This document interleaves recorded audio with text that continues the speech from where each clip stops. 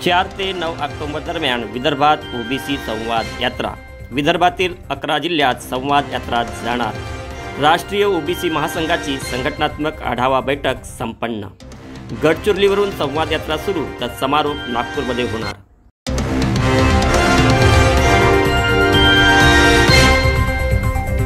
नमस्कार, US Dastak YouTube चॅनलमध्ये मी उमेश सिंगंजुडे आपलं स्वागत करीत आहे। बातमी ओबीसी संवाद यात्रेसंदर्भात आहे। राष्ट्रीय ओबीसी महासंघाची संघटनात्मक बैठक नागपूर येथील धनवटे नॅशनल कॉलेज येथे संपन्न झाली।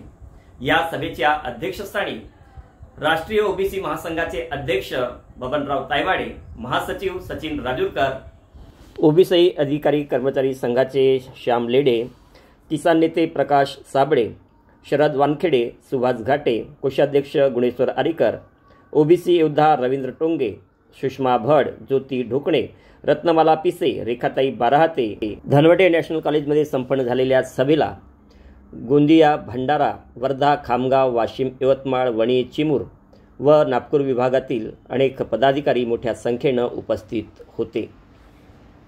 ओबीसींसाठी असलेल्या विविध योजनांची माहिती मिळावी व शासनाने ओबीसी संदर्भात घेतलेल्या निर्णयांची माहिती व्हावी यासाठी राष्ट्रीय ओबीसी महासंघाचे महासचिव सचिन राजूरकर यांच्या नेतृत्वामध्ये विदर्भात ओबीसी संवाद यात्रा निघणार आहे। या संवाद यात्रेमध्ये 21 दिवस उपोषण करणारे रवींद्र टोंगे उपस्थित राहणार आहेत। त्याचबरोबर ओबीसी वक्ते ऋषभ राऊत हे देखील या यात्रेमध्ये सहभागी होणार आहेत।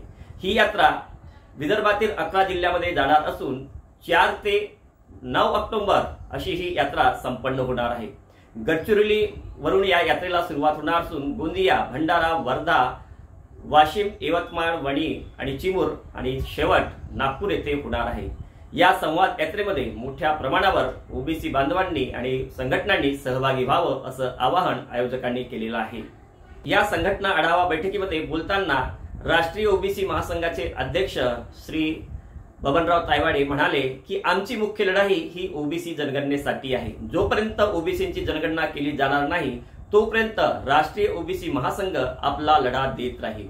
राष्ट्रीय ओबीसी महासंघ हा राजकारणासाठी लढत नसून पे बॅक टू सोसायटी, ज्या समाजामध्ये आपण जन्माला आलो त्या समाजाला त्यांचे संविधानिक हक्क आणि अधिकार मिळावेत यासाठी आम्ही शेवटपर्यंत लढा देत राहू असं त्यांनी सांगितलं। ओबीसी संवाद यात्रेचे नेतृत्व करणारे श्री सचिन राजूरकर यांनी देखील मार्गदर्शन केले। ते मार्गदर्शन करताना म्हणाले, मशाल तेवत ठेवणं आपलं काम आहे आणि मशाल आज संपूर्ण देशामध्ये राष्ट्रीय ओबीसी महासंघाचं नाव हे गेलेलं आहे। परंतु नाव जात असताना संघटनात्मक बाबीकडे सुद्धा आपण लक्ष दिलं पाहिजे। पुन्हा आजची ही बैठक आहे। राष्ट्रीय ओबीसी महासंघाचं पहिलं अधिवेशन नागपूरमध्ये झालं ते 2016 ला। आपल्याला माहित असेल की त्या अधिवेशनामध्ये अनेक मंत्री आले होते, केंद्राचे मंत्री असो, राज्याचे मंत्री असो, मंत्री आले। त्यांनी आपल्याला आश्वासन दिलं। जे आश्वासन दिले ते काही पूर्तता झालेली आहे आणि आपण दुसरं अधिवेशन दिल्लीमध्ये घेतलं होतं, तिसरं अधिवेशन मुंबईमध्ये, चौथं अधिवेशन तुम्हाला माहित आहे हैदराबादला घेतलं आणि कोरोनाचा काळ आला त्यामध्ये आपण सुद्धा थांबलो नाही।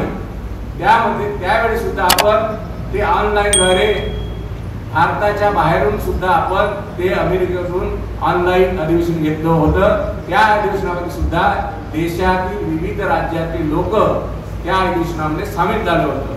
नंतर ते अधिवेशन आपण दिल्ली येथे तालकोटारामध्ये घेतलं होतं। तिरुपतीमध्ये सुद्धा आपण 8वं अधिवेशन घेतलं। आता नुकतंच आपलं या वर्षीचं अधिवेशन अमृतसरला झालेलं आहे। तुम्ही बघितलं असेल त्या अधिवेशनामध्ये तर नेहमी असं म्हणत होतो पंजाबवाले सुद्धा पंजाबवालेच क्रांती करतात, पण मला त्या अमृतसरमध्ये असताना सर त्यांनी स्वतःहून कबूल केलं की पंजाबमध्ये येऊन सुद्धा महाराष्ट्रीय लोक एवढ्या मोठ्या प्रमाणात आम्हाला ओबीसी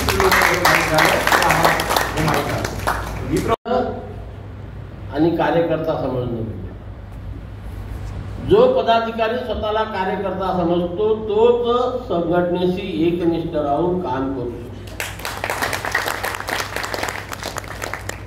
ज्या दिवशी त्याच्या डोक्यामध्ये पद जाते त्या दिवशी तो संघटनेच्या विचारापासून दूर जायला सुरुवात. फ्रंटल ऑर्गनायझेशन ओबीसी महासंघाचे ते खऱ्या अर्थानं कार्यान्वित होईल. आणि सांगायचं तात्पर्य असं की आपण पदाधिकारीचं मी स्वतःला पण म्हणतो की आम्ही स्वतः फक्त लिडरपुरतं मर्यादित आहोत. पदाधिकारी खरंच काम करत नाही. आता सचिन राजूरकर जर बोलत असेल तर कोणी वाईट वाटून घेऊ नये, कारण संघटनेमध्ये बोललं पाहिजे. जर बोललं नाही ना तर कोणीच काम करत नाही. कारण मी पण गेल्या 20-25 संघटनेमध्ये काम करतो.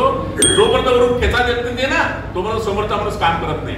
म्हणून वरच्या लोकांनी बोललंच पाहिजे आणि ते जर बोले तर आपण काम करू. म्हणून कोणी आपण सर्व एकजूट आहोत. आपला फार मोठा दबदबा निर्माण झाला पाहिजे, कारण रोज आपण टीव्हीवर जे पाहतो आहोत कारण एक विशिष्ट समाज किती मोठ्या संख्येने किती मोठ्या ताकदने एकत्रित होऊन आपल्यावर त्यांच्यामुळे टांगती तलवार एक निर्माण झालेली आहे. काही भाग आहे हा मराठा पश्चिम महाराष्ट्राशी जुळलेला आहे.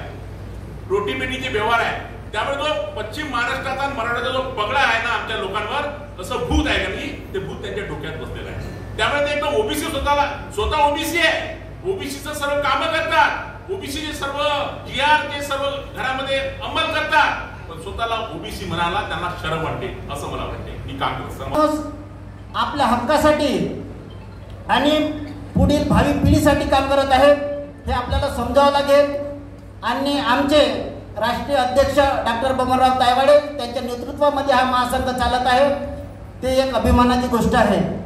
महाविद्यालयाच्या सभागृहामध्ये 8 ते 10 लोक बसत होतो आणि त्या 8 ते 10 लोकांच्या बसण्यातून आज हा देशभर जेव्हा राष्ट्रीय ओबीसी महासंघ गेला आहे तेव्हा याचं श्रेय जेवढं या विचारपीठावरच्या सर्व नेतृत्वाला आहे तेवढंच महत्व या ठिकाणी आपणाला सुद्धा आहे. म्हणून आपल्याला माहिती आहेच की आपला समाज ओबीसी समाज हा जो आहे तो ज्या पद्धतीने अजूनही झोपलेला आहे त्याला जागे करायचं काम आपण करतो आहे. कारण आताच आपल्याला सगळ्यांनाच माहिती आहे की आता परत इलेक्शन्स आलेले आहेत आणि हा जो एक जो पक्ष आहे बोलायला नको पण तरी त्यांनी आता ज्या पद्धतीने परत रामकथा आणि ह्या सगळ्या धार्मिक ज्या परत चळवळी सुरू करून टाकलेल्या आहेत. चळवळी म्हणण्यापेक्षा की जास्तीत जास्त तिथे जाणारे लोक कोण आहेत सगळे ओबीसीच आहेत तिथे. आणि मग तोच परत आम्ही तेच रामकथा ऐकणार त्याच आम्ही बागड कथा ऐकणार आणि आम्ही परत तिथे कुठेतरी आम्ही वळणार. मला असं प्रभावित होतात त्यांना जेव्हा ओबीसी टर्म म्हणजे 2016 मध्ये या संघटनेचं रोपटं लावलं गेलं त्या दिवसापासून आम्ही जे कार्यकर्ते होतो त्यात मी एक होती की मी एकटी महिला म्हणजे सभांमध्ये अनेक लोक जशी आजची सभा आहे तसेच लोक राहत होते आणि मी एकटी महिला होती. आणि आज आपल्याला दिसतंय की जेव्हा अमृतसरला अधिवेशन झालं त्या अमृतसरमध्ये सुद्धा म्हणजे 50% या महिलांची उपस्थिती होती. अलवटे नॅशनल कॉलेज येथे संपन्न झालेल्या सभेला विदर्भातील व महाराष्ट्रातील त्याचबरोबर मध्य प्रदेशातील काही पदाधिकारी देखील उपस्थित होते. ओबीसी संदर्भात महत्त्वपूर्ण माहिती जाणून घेण्यासाठी आमच्या एव्हीएस दस्तक YouTube चॅनलला लाईक सबस्क्राईब करा आणि पुढील व्हिडिओचं नोटिफिकेशन मिळवण्यासाठी बेल आयकॉनला प्रेस करण्यास विसरू नका. धन्यवाद.